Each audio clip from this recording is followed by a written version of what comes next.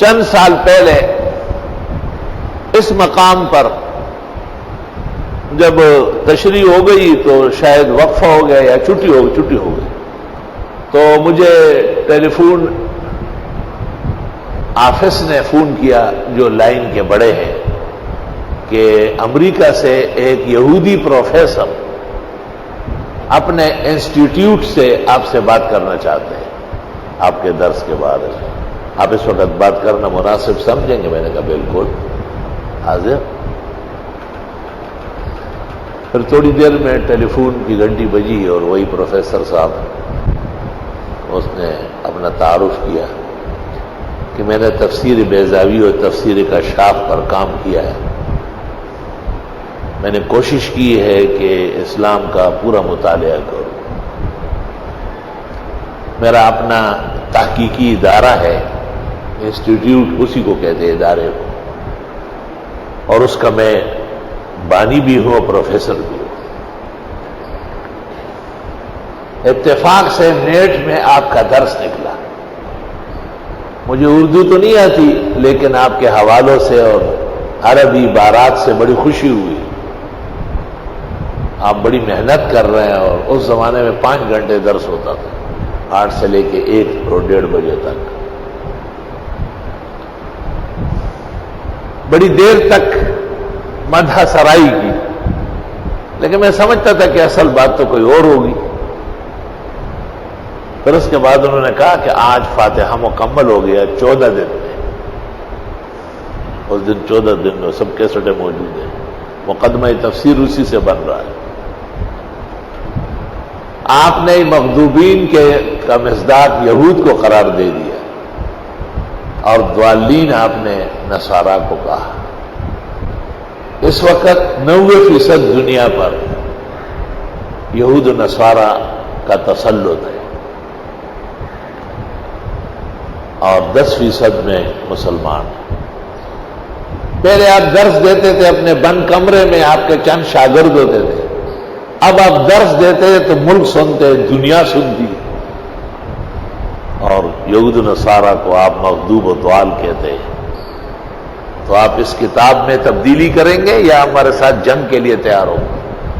کیونکہ یہ تو اگر آج نہ ہو تو کل ہوگا، کل نہیں ہوگا تو 10 سال بعد ہوگا، لیکن یہ بات اوپن ہو جائے گی، کشف ہو جائے گی۔ میں نے بھی اسی طرح اس کی تعریف کی اور بہت شکریہ ادا کیا کہ خلاف المذہب اور خلاف اللسان ہونے کے باوجود آپ کو اس قدر ذوق علم اور سلامتی فکر حاصل ہے، آپ کی اس مرد ہمت مردانہ کو آفرین۔ اور بڑی دیر تک میں نے بھی اس کی تعریف میں رطب اللسان رہا،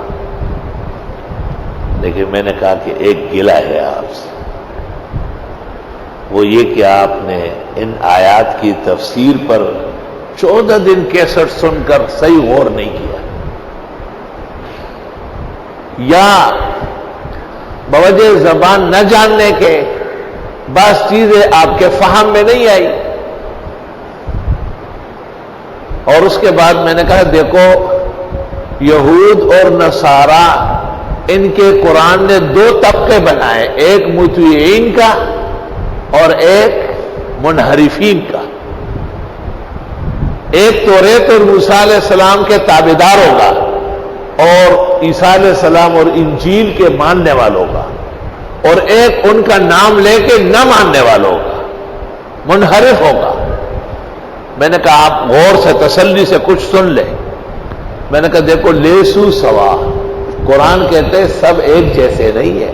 میں نے اہل الکتاب امۃ قائمۃ یتلون آیات اللہ آناء اللیل وہم یسجدون یأمرون بالمعروف وینہون عن المنکر یسارعون فی الخیرات واولئک من الصالحین وما یفعلوا من خیر فلن یکفروہ واللہ علیم بالمتقین ومنہم من ان تأمنہ بقنطار یؤدہ الیک ویعلمہ علماء بنی اسرائیل۔ اس طرح آیات پڑھی کہ یہ سب کے سب مطیعین اہل کتاب ہیں، اور ان کی تقسیم کی گئی، آفرین کی گئی، اور ان کو ایمان کی دعوت دی گئی، اور ان کی صلاحیتوں کو سراہا گیا۔ اور ایک اور فرقہ ہے لعن الذین کفروا من بنی اسرائیل علی لسان داؤد و عیسی ابن مریم۔ میں نے کہا یہ غضب اور لعنت ہم نے نہیں، ان کے نبیوں نے کیا ہے، ہم تو ناقل ہیں۔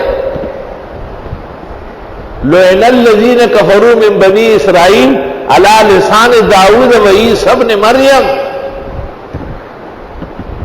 کانوا لا یتناہون عن منکر فعلوہ۔ ناکارہ کاموں سے نہ روکتے تھے، نہ روکتے تھے۔ اور میں نے کہا کہ قرآن کہتا ہے کہ وَجَعَلَ مِنْهُمُ الْقِرَدَةَ وَالْخَنَازِيرَ وَعَبْدَ الطَّاغُوتِ، یہ بندر و خنزیر بنائے گئے ہیں۔ اور اس طرح آیات میں نے برسائی دونوں موقفوں پہ، مطیعین کے لیے علیحدہ اور منحرفین کے لیے علیحدہ۔ اور میں نے کہا شیخ موجودہ مذہب یہود میں اور مذہب نصارہ میں اور دنیا کا وہ کون سا مذہب ہے جس میں نبی کا ماننے والا اور نہ ماننے والا برابر تولے جا رہے ہو؟ اس نے کہا واللہ سامحونی، عربی بولتا تھا، اطلب من سماحتکم العفو، انی مقصر، مجھ سے خطا ہو گئی، واللہ انت تستطیع ان تبین کتاب اللہ لہا نظر حائر، یعنی آپ کی نظر سب چیزوں پر ہے۔ اور اخیر میں مجھے کہا ما افہمتنی بل جعلتنی داعیا لتفہیم العالمین، آپ نے مجھے صرف سمجھایا نہیں، آپ نے مجھے داعی بنایا ہے قرآن پہ اعتراض کرنے والوں کو سمجھانے کے لیے۔ اور بہت زیادہ خوشی کا اظہار کیا اور دیر تک دعائیں دیتا رہا۔ میں نے بھی اس کو دعاؤں میں ہی بھی کہا کہ نرجو من اللہ تعالی ان یرزقکم ایمانا صحیحا سلیما بمحمد صلی اللہ علیہ وسلم ووحی الجلیل وکتابہ الشریف وشریعتہ الغراء وطریقتہ البیضاء الناجیہ والمنجیہ یوم الجزاء۔ بہت خوش ہو گئے، آمین آمین کرتے رہے۔ اس کے بعد کوئی فون نہیں آیا۔ غالب گمانی ہے کہ اللہ رب العالمین اپنے خاص مقادیر سے اس قسم کے لوگوں کو ایمان کی توفیق عطا فرما دیتا ہے۔